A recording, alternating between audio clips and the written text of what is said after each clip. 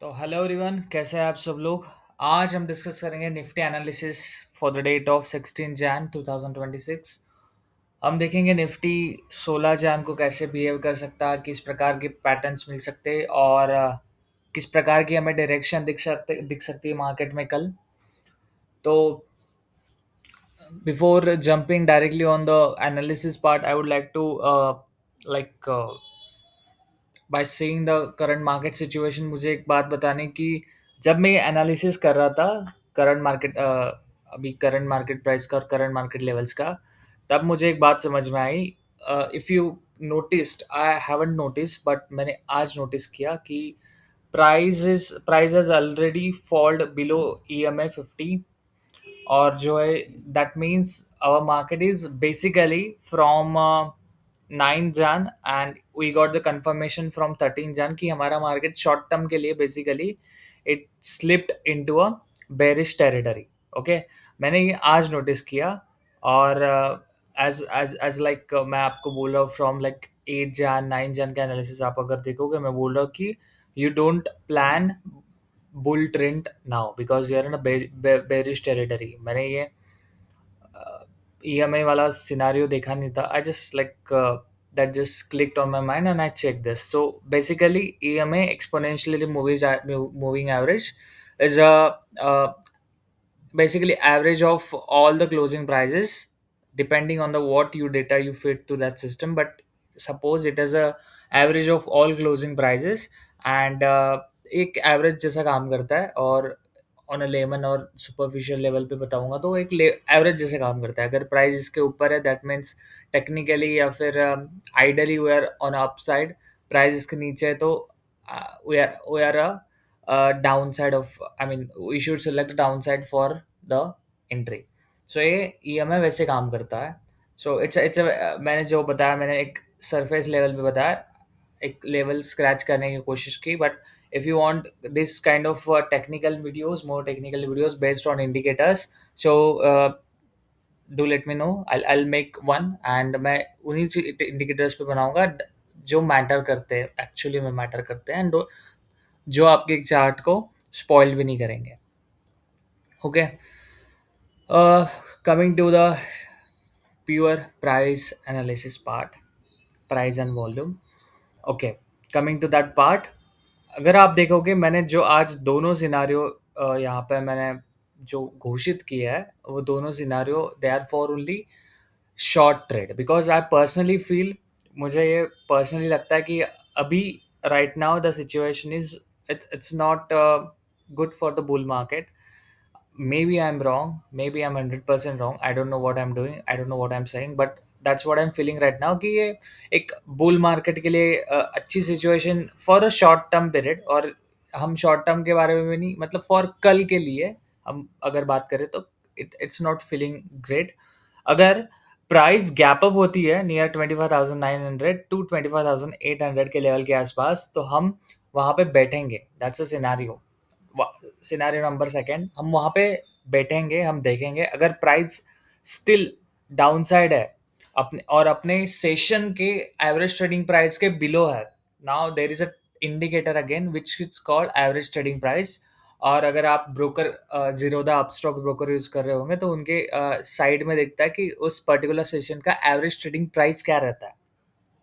Okay, that's just kind of again it's an average and it gives you a like a layman idea or superficial idea कि आज market कैसा हो सकता है। It's not giving the guarantee that market will go downside, will go upside if that it's above the average trading price, but it's give the idea on a surface level and that's sufficient I guess because हम most of the time हम simple चीज़ों को ऐसा समझते कि they are not any kind of use. हम हमें complex चीज़ों में जाने की बहुत जो चूल रहती है। बट इट्स वेरी सिंपल कि एवरेज ट्रेडिंग प्राइस क्या होता है, एक इंडिकेटर है और that gives you the average price of that particular session for that particular underline. Okay, so अगर प्राइस अपने एवरेज ट्रेडिंग प्राइस के नीचे रहती है, सिनेरियो नंबर सेकंड मैं डिस्कस कर रहा हूँ डायरेक्टली, फर्स्ट हम बाद में करेंगे। सिनेरियो नंबर सेकंड इज अगर प्राइस गैप अप होती है नियर 25,900 टू 25,800 के आसपास गैप अप होती है and uh, second condition is if it is below the average trading price of that session, मतलब 16 जान का सेशन में अगर price is below average trading price, then we will sure shot do the shorting, मतलब हम beer trend में घुसेंगे और हम एंट्री लेंगे and we can enjoy the ride of bear trend because अगर आप देखोगे तो प्राइस ने यहाँ पे ब्रेकआउट किया, now it is going, it has मतलब ऑलरेडी गया था वो रिटेस्ट के लिए और नीचे आया। मेरा ये मानना है कि एक एक एक दो बार वो और जा सकता है, because I do feel like that from the analysis कि एक एक दो बार और जा सकता है, तो रिटेस्ट के लिए। तो मैं उसके लिए we should be ready, we should be prepared for that. Okay, first number scenario is very clear. If price breaks below 25,600, we are going sure short for the bear trend, हम bear trend के लिए जाएंगे। if price closes below 25,600, 10:30 के बाद अगर वो 25,600 रहेगा 10:30 के बाद, तो हम जा सकते हैं बियर ट्रेंड के लिए। हम 100 150 पॉइंट का मोमेंटम ले सकते हैं और target could be near like 25,460 50 के आसपास हम टारगेट रख सकते हैं। एक अच्छा खासा बियर मूवमेंट होगा because we are also in a bearish kind of territory, तो that would be helpful for our PNL to grow. वो मोमेंटम जो होगा अच्छा होगा।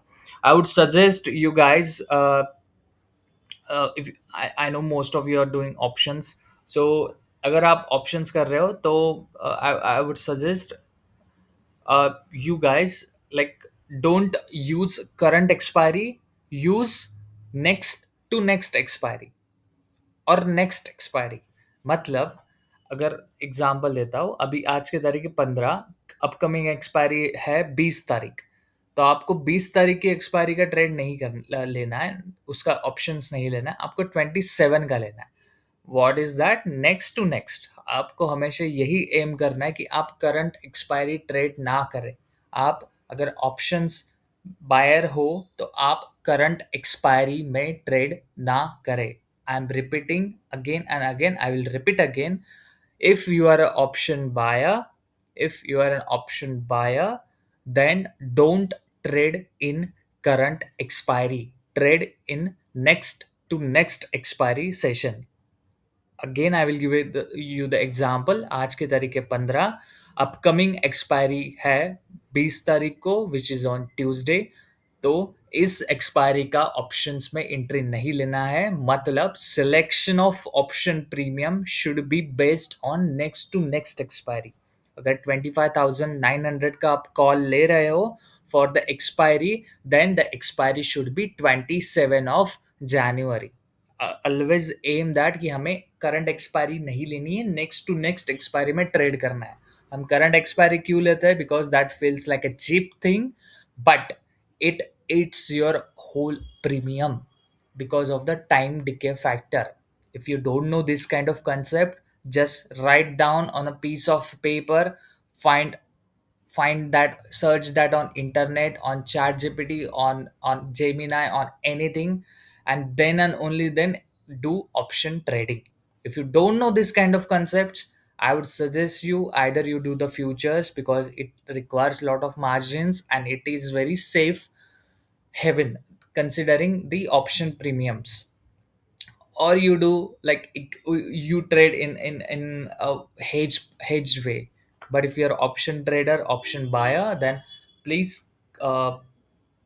clear your understanding of basis, what is time decay, what are these indicators, what is like option premium, how time decay affects on the premium, which expiry to select, because it's a vast topic. I'm giving you the just hints. I want you, I urge you guys to write down on a piece of paper, find on internet, reach out to me personally. I have given my Instagram account on this YouTube. Message me if you want any help in the learning process. I'm here to help you. Okay, let's build that kind of community. Yeah, I think video is getting longer again, but I hope I am clear with to scenarios. जो दो scenario उनमें clear है। First हम दोहराएंगे फिर से एक बार। पहला सिनारियो है प्राइस 25,600 के नीचे जाती है तो हम पीयर ट्रेंड में एंट्री करेंगे after 10:30।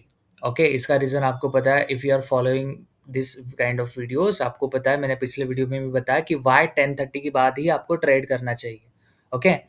Second scenario is if gap up is there, if gap up opening is there, suppose price is opening near 25,900 और 25,800, इस 100 पॉइंट के आसपास अगर जोन के आसपास अगर ओपन होती है तो हम एटीपी को देखेंगे और उसके बाद ही ट्रेड शॉर्ट ट्रेड में जाएंगे। I am not suggesting, I would not suggest to go to up trade. Okay, आपको अगर अप ट्रेड जाना है तो मैं एक बताऊंगा, एक एक सेशन के बाद बताऊंगा। मैं जब आई am not, because I am my self is not clear about the what is the upside scenario. मुझे इतना पता है कि अगर अपसाइड जाने वाली प्राइस तो it could go for a retest, and retest won't last forever. If a trade is down trade, if a trade is up trade, then the retest won't last forever in any trade. If That's why they say trend is your friend. So be in a trend.